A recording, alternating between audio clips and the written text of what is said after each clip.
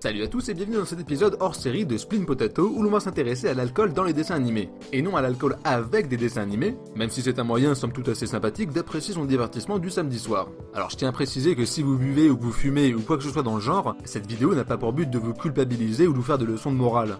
Il s'agit juste de s'intéresser à notre rapport à ces substances à travers l'animation.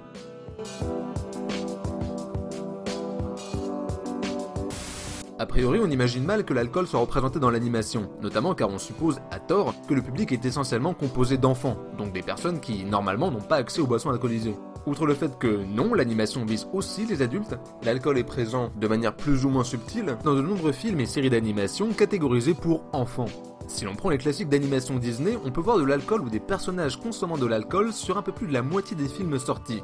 Après, il faut modérer ce résultat, En effet, c'est pas toujours explicite, et ça sert parfois juste à enrichir le décor. Mais il est vrai qu'on a des cas où l'alcoolémie est très claire et mise en avant, souvent d'un point de vue comique. Parmi les cuites Disney les plus mémorables, la phrase que je n'aurais jamais imaginé dire dans ma vie, on peut citer la fameuse scène des éléphants roses dans Dumbo, le before entre les rois Hubert et Stéphane dans La Belle au bois dormant, très clairement la meilleure scène du film, l'oncle Waldo dans Les Aristochats, ou encore les scènes du bar dans Basile détective privé et La Belle et la Bête. Pour le reste des dessins animés, de nombreuses séries ont introduit de manière plus ou moins marquée des références à l'alcool, voire à l'alcoolisme, comme on avait vu dans Hey Arnold où la mère d'Elga boit des soi-disant jus de fruits qui lui donnent mal à la tête. Et si l'on remonte dans le temps, de l'alcool il y en a eu dans Tom et Jerry et plein d'autres vieux cartoons. Mais c'était pas vraiment ce à quoi je pensais quand j'ai écrit cette vidéo. Je pensais avant tout aux séries d'animation américaines plus matures, dites pour adultes, dont le succès auprès des adultes mais aussi beaucoup d'adolescents n'est plus à démontrer.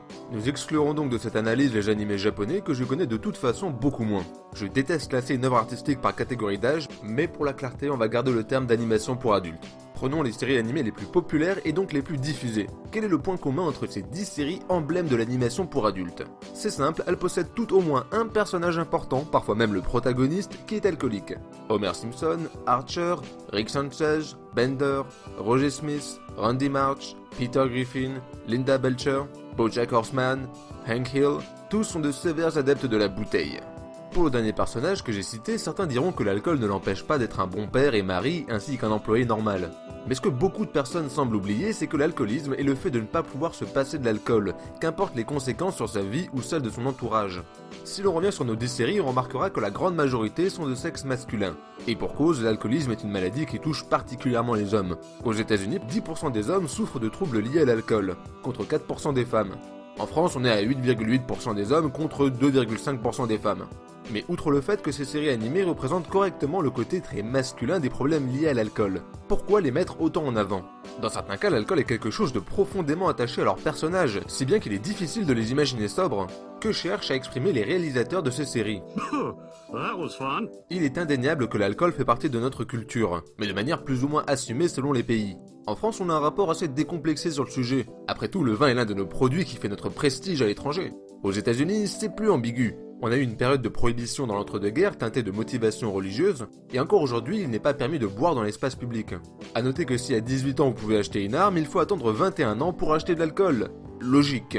Ici, représenter autant d'alcooliques à l'écran était un moyen d'être transgressif vis-à-vis de l'ordre social américain, de narguer l'hypocrisie de la société et de lui rappeler l'existence de ces enfants terribles. Il peut y avoir aussi l'envie de parler d'un véritable problème de santé publique. Pour les plus longues sitcoms, c'est devenu une tradition d'avoir au moins un épisode qui traite de l'alcoolisme, du tabagisme, de l'obésité, etc. Un épisode ou au moins un personnage. Et l'un des meilleurs exemples pour moi est celui de Barney dans Les Simpsons. Contrairement à l'alcoolisme d'Homer, qui est généralement montré comme quelque chose de rigolo qu'il met parfois dans des situations compliquées, l'alcoolisme de Barney est montré pour ce qu'elle est vraiment, à savoir une maladie très handicapante. Les apparitions de Barney suscitent le rire mais aussi la pitié en y ajoutant une touche de tragédie, tout en soulignant bien les pressions sociales qui jouent sur sa maladie, car l'alcoolisme c'est aussi une maladie sociale. À plusieurs reprises au cours des Simpsons, Barney tentera de guérir de son alcoolisme, mais à chaque fois il se heurtera à la pression exercée par la culture de l'alcool, qui dit que pour s'amuser comme un bonhomme il faut forcément boire, ou encore à l'omniprésence de l'industrie de l'alcool. Dans cet extrait, alors qu'il a promis qu'il serait capitaine de soirée, la mascotte de la marque de bière Duff débarque et lui propose un baril entier de bière. Lorsque Barney lui dit qu'il est capitaine de soirée, la mascotte précise que la marque soutient l'initiative avant de crier « Now, who wants to party ?» C'est une manière intelligente de critiquer la communication publique des corporations qui cherchent à laver leur image en finançant des programmes de santé, mais tout en continuant à vendre leurs produits, on va pas perdre du fric. En bref, je trouve l'écriture du personnage de Barney absolument géniale.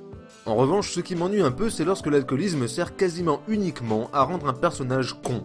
Je trouve que c'est une facilité d'écriture trop souvent utilisée dans certaines séries, et qui en devient lassante à force. J'aime beaucoup la série Archer, et je sais que si Archer boit, c'est pour noyer ses démons. Mais au fil des épisodes, c'est juste devenu un moyen facile de lui faire des choses trop idiotes. Et personnellement, ça ne me fait plus autant rire qu'avant, contrairement à la folie malsaine du personnage de Krieger. Je n'ai pas envie que les problèmes d'alcool d'un personnage aient pour finalité simple de nous faire rire. J'aime lorsqu'il nous fasse rire et qu'il serve une construction plus profonde de sa personnalité. L'alcoolisme de BoJack Horseman exprime la détresse d'une victime du star system hollywoodien. L'alcoolisme de Rick lui permet d'interagir plus normalement avec le reste de l'univers et de supporter son existence dans un monde qui n'a pas de sens pour lui. A l'inverse, l'alcoolisme de Peter Griffin sert juste à en faire un clown bête et méchant. Idem pour Bender dans Futurama ou Roger dans American Dad. Alors certains de ces personnages sont très bons et je ne suis pas là pour faire de la censure, je suis là pour donner mon avis. Et à mon avis, je trouve important que lorsqu'un personnage est alcoolique, il y ait une raison à cela autre que juste de nous faire rire.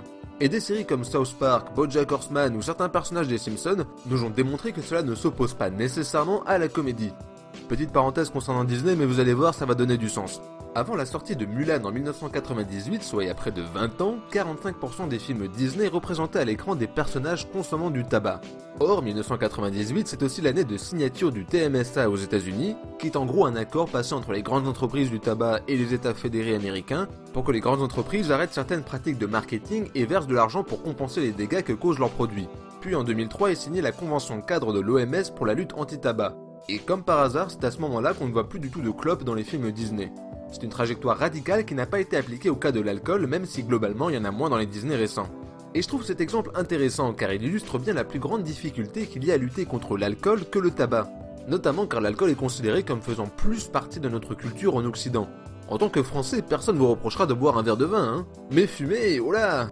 Et en effet, de manière générale, dans les séries d'animation aussi, vous verrez beaucoup plus de personnages qui boivent que de personnages qui fument.